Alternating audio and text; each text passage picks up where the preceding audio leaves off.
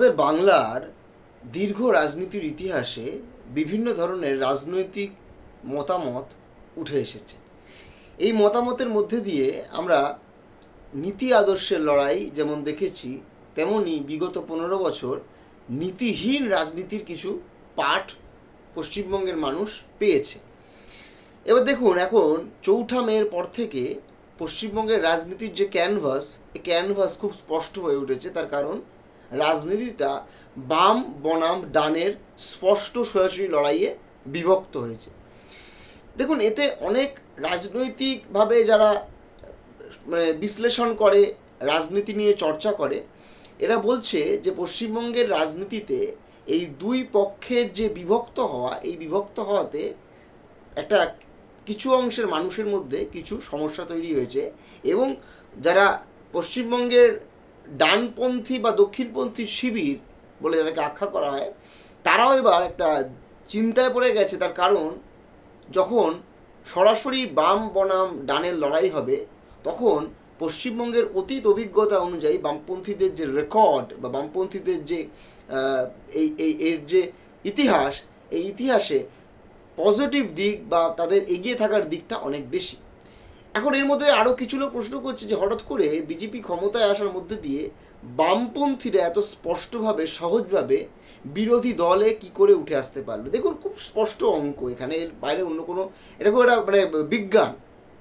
যখন চরম দক্ষিণপন্থা, চরম ডানপন্থার আবির্ভাব ঘটে, উত্থান ঘটে, তখন স্বাভাবিকভাবেই বিরোধী স্পেসে যারা জড়ো হতে থাকে, তারা মূলত এই দক্ষিণপন্থী বা অতি ডানপন্থী যে শক্তি, তার বিরুদ্ধে যে বামপন্থী শক্তি, সেই শক্তিতেই তারা এক জায়গায় আসার কাজ করে।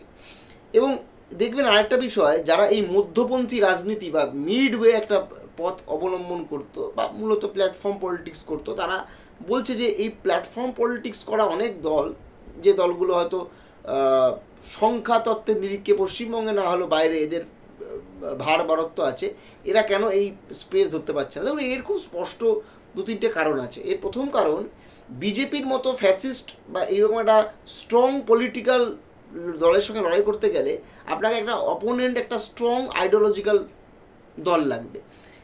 এবার দেখুন, কারোর বিজেপিকে ভালো লাগে কি কারো খারাপ লাগে, আমি সেই তর্কে যাব না।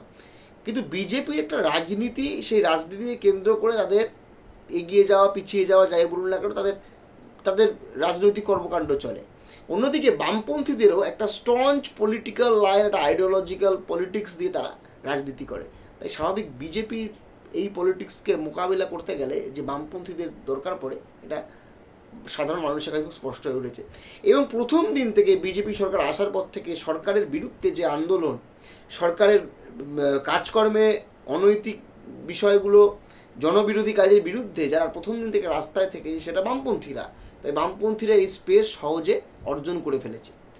যেমন হকার উচ্ছেদের ঘটনা যদি আমরা দেখি, আমরা যদি পৌরসভা পঞ্চায়েতগুলো দুর্নীতিকে সামনে আনার কেস দেখি, আমরা যদি দেখি যে বিভিন্ন সরকারি প্রকল্পের টাকা সময়ে না পাওয়া, এর বিরুদ্ধে আন্দোলন করার ক্ষেত্র দেখি, আমরা যদি ছাত্র যুবদের বিরুদ্ধে যে ইস্যুগুলো, সেগুলোর বিরুদ্ধে যেই সরকার যেগুলো বলেছে সেগুলো পালন না করতে পারছে, তার বিরুদ্ধে গিয়ে যে লড়াই করতে যারা নামছে, সেখানেও যদি আমরা দেখি বামপন্থীদেরকে আমরা দেখব। এই যখন এই কাজগুলো চলছে, তখন অন্যদিকে অন্যান্য যে আরও যে দলগুলো আছে, যারা তথাকথিত বাম ব্লক বা বামপন্থী যে ব্লক, তার বাইরে বা ডানপন্থী ব্লক, এই দুটো ব্লকের বাইরে, তারা স্বাভাবিকভাবে এই স্পেস গ্রহণ করতে পারছে না। এখন দেখুন, রাজনীতিতে 2 ধরনের দল হয়। একটা হচ্ছে খেটে খাওয়ার দল, একটা হয় লুটে খাওয়ার দল। একটা হচ্ছে কর্পোরেটের দল, একটা হচ্ছে মেহনতি মানুষের দল। এখন যারা লুটে খায়, যারা কর্পোরেটের দল, সেই দল এখন পশ্চিমবঙ্গে ক্ষমতায় এসছে, দেশে ক্ষমতায় আছে। তাই স্বাভাবিকভাবেই যারা খেটে খাওয়া দল বা যারা মেহনতি মানুষ, গরিব মানুষের দল, সেই দলের দিকেই গরিব মেহনতি মানুষ, খেটে খাওয়া মানুষ, তারা একদিকে সংঘবদ্ধ হচ্ছে, লাল ঝান্ডাকে সামনে রেখে তারা সংঘবদ্ধ হচ্ছে। এটা খুব স্পষ্ট কারণ। এই কারণের জন্যই কিন্তু এই ঘটনা ঘটছে। কখনো যত যাই বলুন, হিন্দুর পার্টি, মুসলিমের পার্টি বা ব্রাহ্মণের পার্টি, দলিতের পার্টি বা আর্যর পার্টি, অনার্যর পার্টি, এই যত বিভক্তই আপনি চেষ্টা করুন না কেন, এটা কখনো সম্ভব হবে না। কারণ দিনের শেষে রাজনীতিটা শ্রেণী যে ভিত্তি, আমাদের যে সামাজিক যে কাঠামো, এই কাঠামোর উপর দাঁড়িয়ে রয়েছে, এবং এতে লুটে খাওয়া আর খেটে খাওয়ার খেটে খাওয়ার দল আছে। ঠিকই অন্যান্য যে সামাজিক বিন্যাস, অন্যান্য যে সামাজিক যে নিপীড়ন, যেটা ভারতবর্ষের মতো দেশে খুবই প্রাসঙ্গিক, এবং এগুলো নিয়ে কথা বলতে হবে। সামাজিকভাবে মানুষকে অত্যাচারের সম্মুখীন হতে হয়, সামাজিকভাবে তার জাতি, তার ধর্ম, তার বর্ণর জন্য মানুষকে অত্যাচারের সম্মুখীন হতে হয়। এই সমাজ বিভক্ত আছে, এটা অস্বীকার করার জায়গা নেই, অন্তত ভারতবর্ষের মতো দেশে বা সমাজে।